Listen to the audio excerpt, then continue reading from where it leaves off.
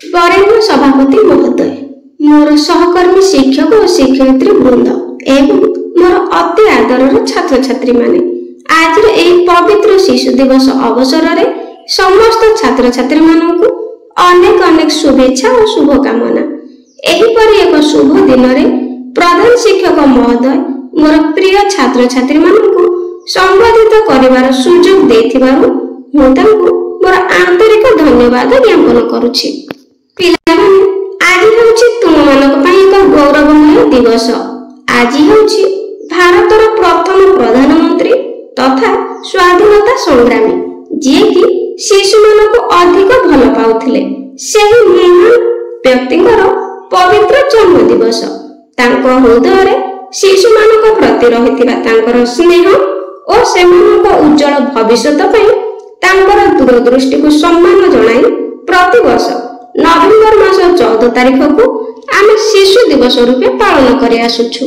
नेहरू सबुबेले कहूथिले शिशु हसिले देश हसिब। आजिर शिशु आसंता कालर भविष्यत। तांकर एही बाणी रे रहुछि चरम सत्यता। तुमे माने हेउछ ए देशर भविष्यत। तुमे माने हेउछ ए देशर मेरुदंड। तुम मानक उपरे निर्भर करे ए देशर सुख और समृद्धि। तुम मानक मन रे थिबा निरीहता, कौतूहल एवं स्वप्न देखिबार शक्ति आम समस्त को प्रेरणा जोगाई थाए। तेणु आम समस्त दायित्व हेउछि तुम मानक सुरक्षा, शिक्षा और स्नेह दे एक उत्तम नागरिक भाव में गढ़ी तोलिबा। प्रत्येक मनुष्यर स्वप्न थाए आ सेही स्वप्न को पूरा करने को दरकार यथेष्ट परिश्रम। परिश्रम कातर मनुष्य केबे भी सफलता पाई पारे ना। छात्र जीवन जेतिकी सुखमय सेतिकी संघर्षपूर्ण। लक्ष्य हासिल निमित्त प्रत्येक मुहूर्तर सुविनियोग करबा जरूरी। तुमे माने पिंपुड़ी आ झिटिका कहानी निश्चित शुणिथिबो।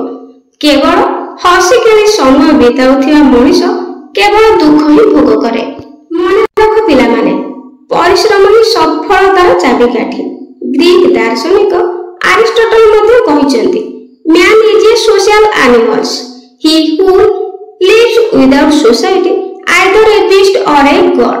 समाज को नहीं जीवन केवल व्यक्तिगत सुख समृद्धि आमर काम हेबा अनुचित। सामूहिक स्वार्थ पई बेले बेले व्यक्तिगत स्वार्थ को जलांजलि देबाको पड़े। एहा हमको मन रखिबाको हेबो। मन रख पिला माने सरल निष्कपट जीवन चर्चा और अनादर गुरु भक्ति जने छात्र पई दुईटी मुख्य जिनिस। बाह्य आडंबर मुक्त परिवेश छात्रर एकाग्रता बढ़ाई सफलतार हार को द्विगुणित करिथाए। ठीक सेहीपरि छात्र पई आउ एक बड़ कथा हेउछि गुरु भक्ति। एठारे विद्यालय रे नियोजित शिक्षक और शिक्षयित्री केवल आम गुरु नहंती जे माने आम ठारू बड़ आउ अनुभूति संपन्न। एपरिकी बयस रे सान होई मध्य जाहाको दिग्दर्शन आम पाई महत्वपूर्ण से भी आम ठारू सम्मान पाइबार योग्य अटंती। तेणु आमको बहुत किछि शिखिबार अछि। तेणु एठारे एक सुंदर उक्ति कहूछि शिक्षक आमे तुमरी साथी, तुम जीवनर कुशली कारीगर। तुम भितरे थिबा प्रतिभा को आनिबाकु चाहू बाहर। केवल पाठ नुहे नीति आदर्श श्रृंखला शिखाइबा आमरी काम। देश पाई एक उत्तम मनुष्य हुआ तुमे एतिकी आमरी नाम। सीमित समय मध्य से सब बखाणिबा जदियो असंभव तथापि एई छोट छोट कथा सबको मणि चलिले ताहा आम पाई जेतिकी मंगलकर ए समाज और जाति पाई मध्य सेतिकी मंगल एथिरे संदेह नाही। परिशेषरे जे महामनीषीଙ୍କ पवित्र स्मृति रे आज ए दिवसर सृष्टि सेई परम पुरुषଙ୍କ उद्देश्य गोटे सुंदर उक्ति उपस्थापन करबाकू चाहिबी। धन्य धन्य तुम जवाहर, धन्य तुम शिशु प्रीति पारावार। से जे जगते अतुलनीय ए देशर कोटि कोटि शिशु हृदय रही अछ रहिथिबो अप्रमादे। एथिरे तिळे हे नाही संशय। चाचा नेहरू मने पकाओ सब पिलांको भल पाओ।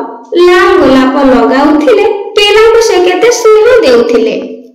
जवाहरलाल को महान नीति और आदर्श आज प्रत्येक शिशु प्राण को उद्बुद्ध करू। एक अपूर्व चेतना रे समस्त को उज्जीवित कर रखू ଏତିକି କାମନା ସହ ମୋ ବକ୍ତବ୍ୟକୁ ବିରାମ ଦେବାକୁ ଚାହୁଁବି। ଜୟ ହିନ୍ଦ, ଜୟ ଭାରତ। ଭିଡ଼ିଓଟି ପସନ୍ଦ ଆସିଥିଲେ ଲାଇକ୍ କରିଦେବେ। Thank you.